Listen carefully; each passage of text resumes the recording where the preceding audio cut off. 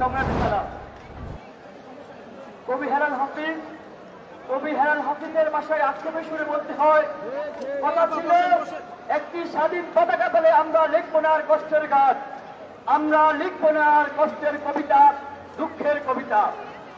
কথা ছিল একটি স্বাধীন পতাকা পেলে মনুমিয়া সন্তানরা গাইবে কীর্তির গান।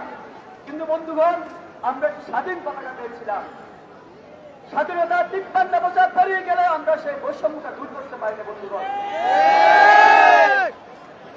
সংগ্রাম বন্ধুগণ, আমরা সেই যে বৈষম্যের বিরুদ্ধে আমরা লড়াই করছি, সেই বৈষম্যের বিরুদ্ধে ৫৩ বছর পেরিয়ে গেলেও আমরা সেই পতনের শিকার হচ্ছি। সংগ্রাম বন্ধুগণ, আমরা আপনারা একটা স্বপ্ন নিয়ে, একটা আকাশ সভা স্বপ্ন নিয়ে আমরা বিশ্ববিদ্যালয়ে পৌঁছাচ্ছি পৌঁছানোর জন্য। আমাদের স্বপ্ন ছিল আমরা দেশের হাল ধরবো, আমাদের যে খেটে খাওয়া বাংলায় স্বপ্ন পূরণ করবো। সংগ্রাম বন্ধুগণ, আমরা সেখানে আপনাদের পেয়েছি, আমরা বিশ্ববিদ্যালয় এসেছি, আমরা বছরের পর বছর বন্ধুগণ আমাদের স্বপ্ন পৌঁছেছে বন্ধুগণ। সংগ্রাম বন্ধুগণ, আমরা অন্যায় অবিচার সব কিছু মুখ পুজো সহ্য করে দিয়েছি শুধুমাত্র একটা চাকরি আশায়। বন্ধুগণ, আমাদের সেই স্বপ্ন ধূলিসাৎ হয়েছে, আমাদের পেটে সব রাত্রি বলা হয়েছে। বন্ধুগণ, আমরা সব কিছু উপেক্ষা করে আমরা যখন 18 সালে যখন প্রধানমন্ত্রীর আশ্বাসের পরিপ্রেক্ষিতে আমরা হওয়ার টেবিলে গিয়ে বসেছিলাম, কিন্তু আমরা তখনই দেখলাম সেই হাইকোর্ট দিয়ে ছাত্রদের বাক্য নিয়ে সিমিনি খেলা হচ্ছে। সংগ্রাম বন্ধুগণ, আমরা বলতে চাই আমাদের পেটে সেফ রাখতে পারা হয়েছে। আজকে যখন আমরা আমাদের অধিকার আদায়ের জন্য রাস্তায় নেমে এসেছি, তখন আমাদেরকে পুলিশ দিয়ে বিভিন্ন ছাত্র সংগঠন লেলিয়ে দিয়ে আমার ভাইদেরকে হামলা করা হচ্ছে, গুলি করা হচ্ছে।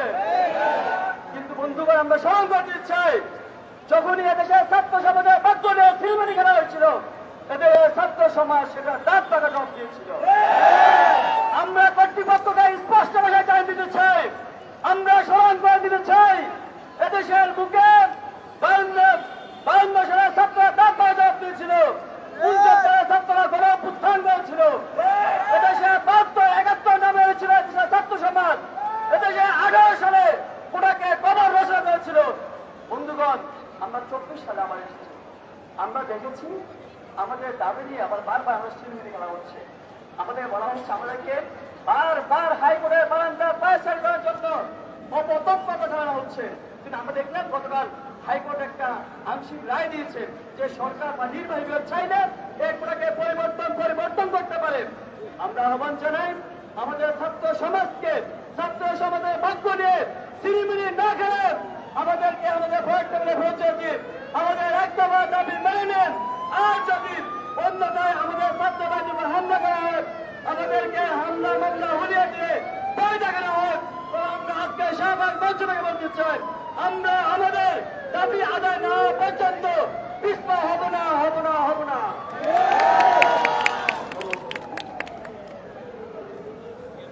এই পর্যায়ে আমাদের সামনে বক্তব্য রাখবেন বৈষম্য বিরোধী ছাত্র আন্দোলনের অন্যতম সমন্বয়ক মাহিন।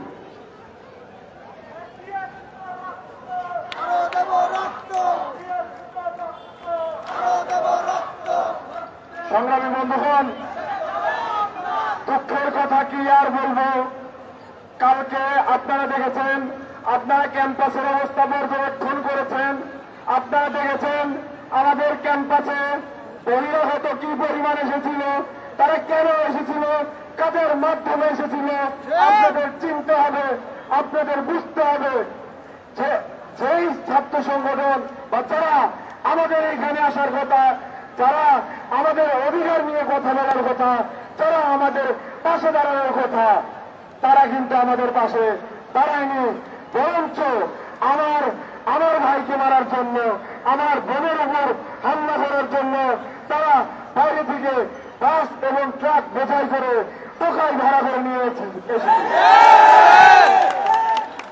সংগ্রামী বন্ধুগণ, বাংলাদেশ রাষ্ট্র আমাদের যে আবেগ, সেই আবেগ নিয়ে ফুটবলের মতো খেলছে।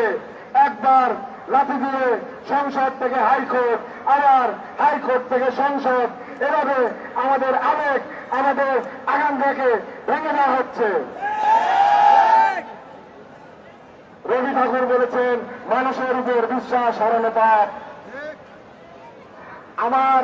আমার বিভাগের সম্মানিত অগ্রজ, আমার বাংলাদেশের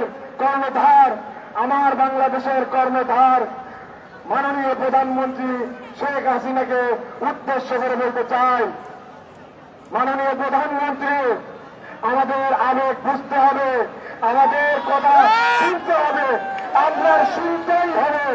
আমরা রাজপথে এসেছি আপনার পর্যন্ত আমাদের বক্তব্যকে পৌঁছে দেওয়ার জন্য।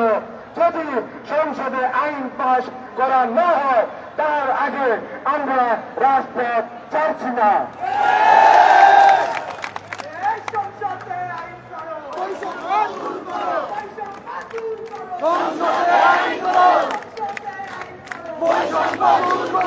প্রধানমন্ত্রী, আপনার ছবি ব্যবহারকারী, আপনার নাম ভাঙানো ছাত্র সংগঠন যদি আমাদের উপরে বারবার এরকম বাধা দেওয়ার চেষ্টা করে, তাহলে কিন্তু ফলাফল ভালো হবে না। আমাদের এই সামনে যারা দাঁড়িয়ে আছে, তাদের মধ্যে অনেকে আছে যারা আপনার অনুগত, যারা আপনার অনুসারী। এখানে এই আজকের আন্দোলনে সর্বদল সর্বমত সবাই এখানে এসেছে। এটা কারো একক কোন আন্দোলন নয়। মাননীয় প্রধানমন্ত্রী, যদি আমার পেটে কেউ লাথি মারে, তবে আমি কিন্তু বসে থাকবো না, আমি আমার অস্তিত্বের জানান অবশ্যই দেব। মাননীয় প্রধানমন্ত্রী, আমাদের দাবি কিন্তু এখন এক দফায়, এত জটিলতা নেই। আমরা শর্ত দিয়েছি 5%কে ডেডলাইন রেখে আপনি সংসদে আইন পাশ করবেন। আপনি জানেন সংসদে নারী আসন আছে 50টি সংরক্ষিত নারী আসন, সেটার জন্য কিন্তু আপনার আইন করতে হয়েছে। সেই রকম স্থায়ী আইন আপনি করে দেবেন, তারপর আমরা মাঠ ছাড়ব। তার আগে কিন্তু আমরা মাঠ ছেড়ে যাব না। মাননীয় প্রধানমন্ত্রী, আপনি আপনার অনুগত যে ছাত্র বাহিনী, আপনার অনুগত যারা আছে, তাদেরকে সেইভাবে বলে দেবেন, আমাদেরকে যেন বাধা দেওয়া না হয়।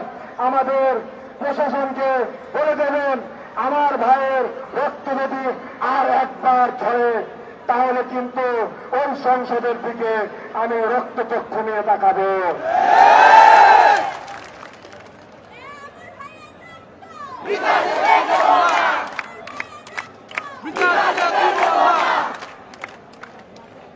সংগ্রামী বন্ধুগণ, এ পর্যায়ে আমাদের সামনে আজকের কর্মসূচি ঘোষণা করবেন বৈষম্য বিরোধী ছাত্র আন্দোলনের অন্যতম সমন্বয়ক আবু বকর মজুমদার।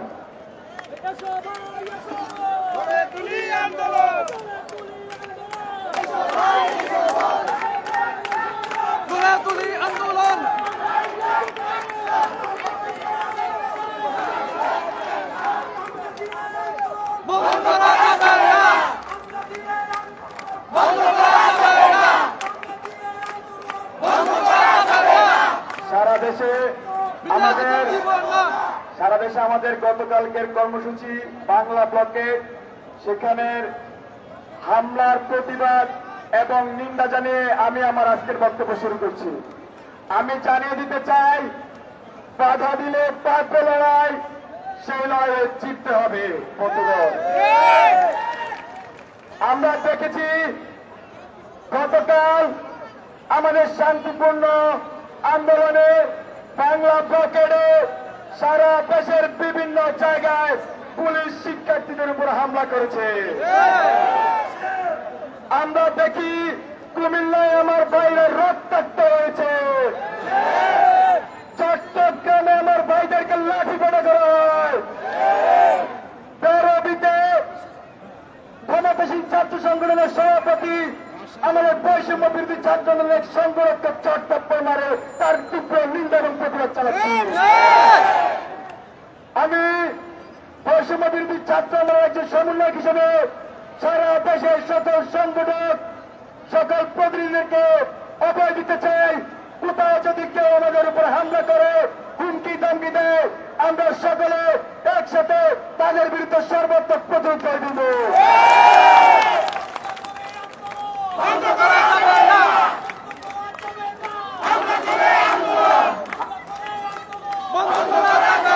দুঃখের বিষয় বন্ধুগণ, খুবই দুঃখের বিষয়, কালকে কুমিল্লা বিশ্ববিদ্যালয়ে এক সাংবাদিককে পুলিশ লাঠিচার্জ করে মাথা পাঠিয়ে দিয়েছে। আমরা দেখেছি শাহবাগে এক আমাদের সাংবাদিক বন্ধুর উপর এক আততর্ক আক্রমণ করেছে। আমরা তার নিন্দা জানাই। আমরা দেখেছি, আমরা বিগত 11 দিন খুবই শান্তিপূর্ণভাবে আমাদের আন্দোলন চালিয়ে গেছি, কিন্তু গতকাল সকাল থেকে বিভিন্ন মহল থেকে হুমকি ধমকি আসছিল। সেই হুমকি ধমকির প্রেক্ষিতে আমরা ক্যাম্পাসে দেখি ছাত্র এসে ভরে গিয়েছে। তারপরে কোন কুচক্রী মহল আমাদের আন্দোলনকে প্রশ্নবিদ্ধ করতে আমাদের সাংবাদিক বন্ধুর উপর হামলা করেছে। আমরা চাই তাদেরকে বিচারে করানো হোক। সে আমরা তীব্র নিন্দা এবং প্রতিবাদ জানাচ্ছি বন্ধুগণ। তার সাথে আমি সরকারকে আহ্বান করছি, আমাদের যে সহজ সরল এক দফা দাবি বৈষম্য নিরসনে, সকলকে বৈষম্য নিরসনে সংসদ আইন পাশ করার মাধ্যমে কোটাকে ন্যূনতম পর্যায়ে নিয়ে আসার সে আহ্বান যেন সরকার আমলে নেয়। এরই সাথে আমাদের পরবর্তী কর্মসূচি আমি এখন উপস্থাপন করব। আগামীকাল আমাদের সকল বিশ্ববিদ্যালয় ও জেলায় জেলায় অনলাইন অফলাইন প্রতিনিধি বৈঠক হবে এবং বিকাল 6টায় আমরা আমাদের পরবর্তী কঠোর কর্মসূচি নিয়ে একটি প্রেস ব্রিফিং করব। ঢাকা বিশ্ববিদ্যালয় কেন্দ্রীয় অফিসের সামনে আমরা একটি প্রেস ব্রিফিং করব। এই বাধা দিয়ে আন্দোলন, হামলা করে আন্দোলন, ভয় দেখিয়ে আন্দোলন, বাধা দিলে বাধা দিলে আমরা এখন মিছিল নিয়ে ক্যাম্পাসে প্রবেশ করবো। শিক্ষার্থী বন্ধুরা, আমরা এখন সুশৃঙ্খলভাবে মিছিল নিয়ে ক্যাম্পাসে প্রবেশ করবো।